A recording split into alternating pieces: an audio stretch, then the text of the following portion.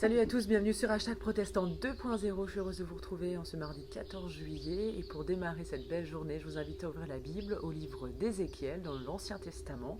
On est au chapitre 19, dans les tout derniers versets, à partir du verset 19 justement. C'est le moment où le prophète Élie va désigner Élisée pour lui succéder. Il nous est dit, Élie partit de là, il trouva Élisée, fils de Japhat, en train de labourer un champ avec 12 paires de bœufs. Élisée conduisait lui-même la 12e paire. Élie, en passant près d'Élisée, jeta son manteau sur lui.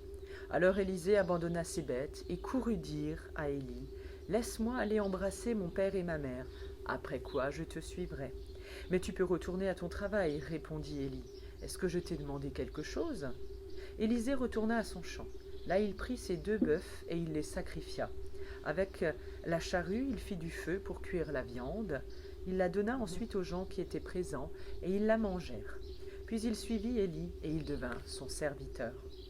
Une histoire certainement très peu connue, mais qui nous rappelle l'appel justement des disciples dans le Nouveau Testament. Là, il s'agit pour le prophète Élie de désigner son successeur. En tout cas, dans un premier temps, Élisée sera son assistant. Dieu, d'ailleurs, a confié 3 missions au prophète Élie. Voici donc la première accomplie.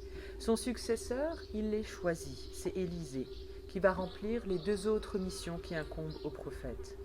Le manteau du prophète, à l'époque, désignait symboliquement sa fonction. Eh bien, Élie, en le jetant sur Élisée, pour en faire son assistant, va marquer donc là que plus tard, ce sera donc Élisée, le prophète, celui qu'il faudra entendre et qui parle au nom de Dieu.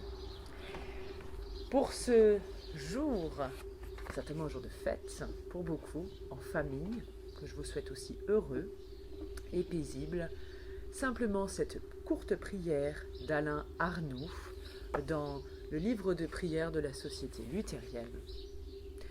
Tu as voulu, je le crois Seigneur, ce monde, et malgré ses folies, tu le conduis vers le but que tu t'es fixé. Je le crois Seigneur, tu as voulu ma vie, et malgré mes folies, tu l'as conduit vers toi. Aussi, j'ai confiance.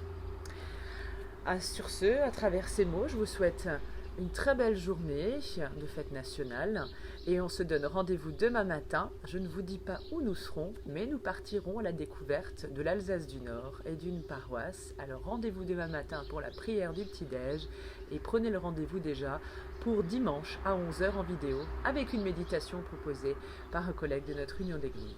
À demain sous le soleil de Dieu.